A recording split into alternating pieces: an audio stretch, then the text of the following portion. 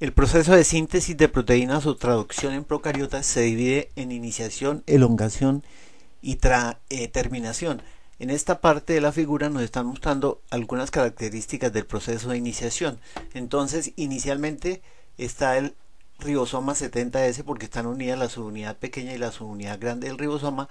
Entonces, la unión de los factores IF1 e IF3, factores de iniciación en procariotes, hacen que se separen la subunidad 50S de la 30S. Aquí tenemos la 50S.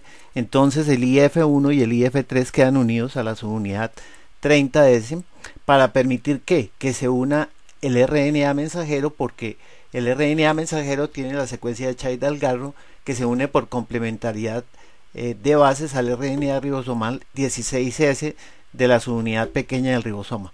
Una vez se ha unido el RNA mensajero a través de su secuencia de Child-Dalgarno con el RNA ribosomal 16S, entonces un complejo ternario formado por GTP y F2 y el RNA de transferencia iniciador, que es el RNA en este caso de metionina y que tiene formilmetionina. Entonces ese RNA de transferencia es llevado por el IF2 unido a GTP para que se una al codón de iniciación. Una vez se unen, entonces el IF2 hidroliza el GTP y queda unido a GDP, se separa. Lo mismo se separan el IF1 y el IF3, haciendo que se aumente la afinidad de la subunidad pequeña por la subunidad grande y se forma el complejo de iniciación, es decir, la subunidad pequeña mensajero, RNA de transferencia iniciador y la subunidad ribosomal. El RNA de transferencia iniciador es el único RNA de transferencia que no se une al sitio A, sino se une al sitio P.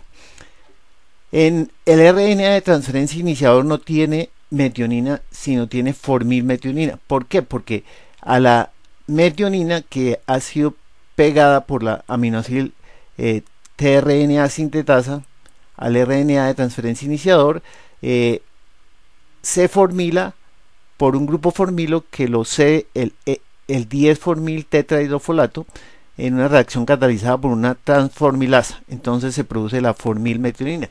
Esta formilmetionina después en muchas proteínas ya no se encuentra porque es eliminada.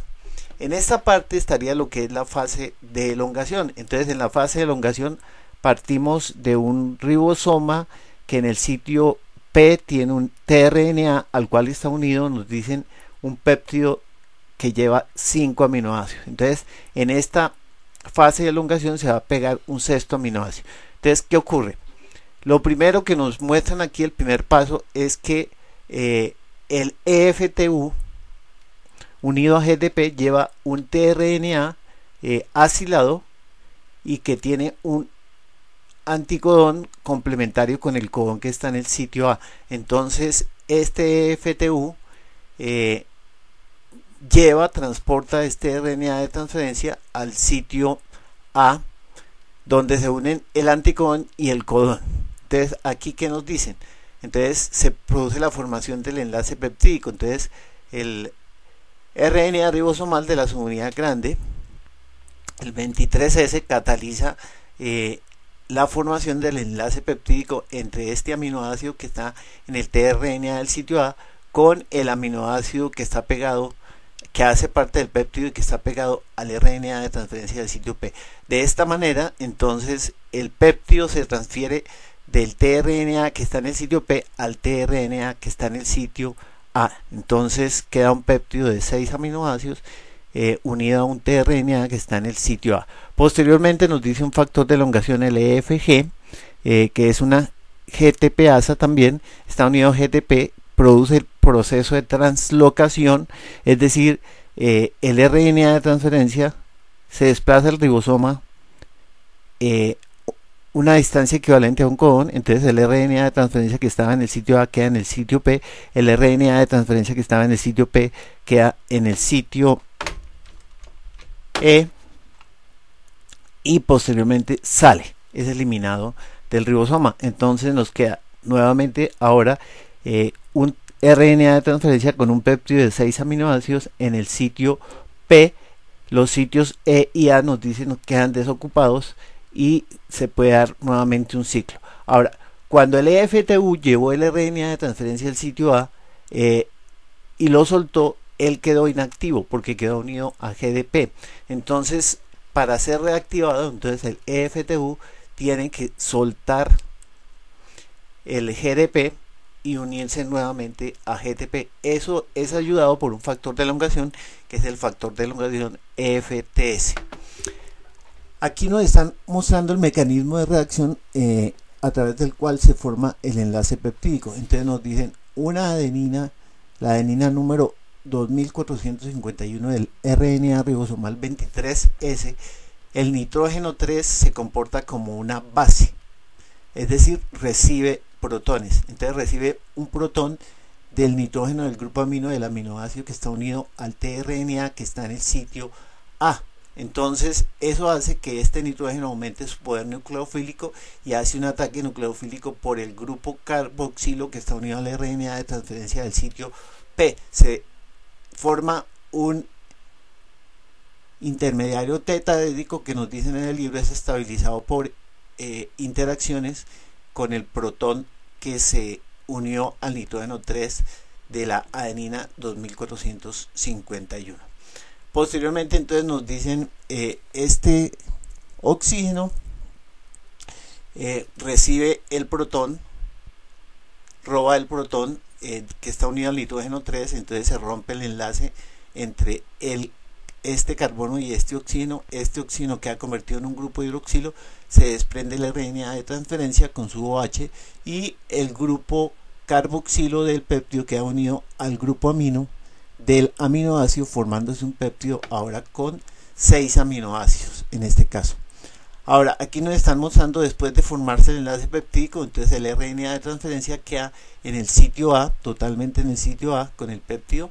El RNA de transferencia que está en el sitio P queda desacilado porque el péptido se transfiere de este tRNA al tRNA que está en el sitio A. Entonces el sitio P está en su forma PP, el sitio A está en su forma AA porque todo el tRNA con el péptido está en el sitio A. Luego ocurre, nos dicen ahí, la mitad del proceso de translocación por una rotación de la subunidad grande con relación a la subunidad pequeña. Entonces nos dicen la mitad de la translocación produce esto, que se generan unos sitios híbridos AP, es decir, el tRNA que está en el sitio A está en la parte inferior en el sitio A, pero está la parte superior en el sitio P, y el tRNA desacilado que estaba totalmente en el sitio P, ahora la parte inferior del tRNA está en el sitio P, pero la parte superior pasa al sitio E. En esta parte finalmente nos muestran las rotaciones y los efectos de las rotaciones.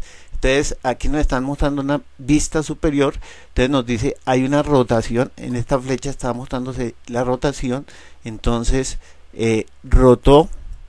La posición inicial es la posición que está aquí en claro, la posición final después de la rotación es lo que está más oscuro, entonces nos dice hubo una rotación en la cual aquí se ve los movimientos de los sitios A y de los sitios P y del sitio E. Aquí nos están mostrando una vista lateral, nos dicen, entonces la vista lateral antes de la rotación y después de la rotación, ¿sí? Aquí una rotación, entonces hace que se produzcan las formas híbridas. La forma híbrida estaban aquí todo el tRNA en el sitio A, todo el tRNA en el sitio P, y después de la rotación entonces se produce la forma híbrida EP, esta, y la forma híbrida AP. Y aquí lo mismo, nos están mostrando la rotación, entonces nos muestran, nos dicen que hay un desplazamiento, la subunidad pequeña la dividen en plataforma, en cuerpo, en cabeza, entonces nos muestran que la cabeza hay un desplazamiento de 14 grados desde el sitio P hacia el sitio E. Entonces eso es lo que nos están mostrando en esta figura, el efecto de las rotaciones.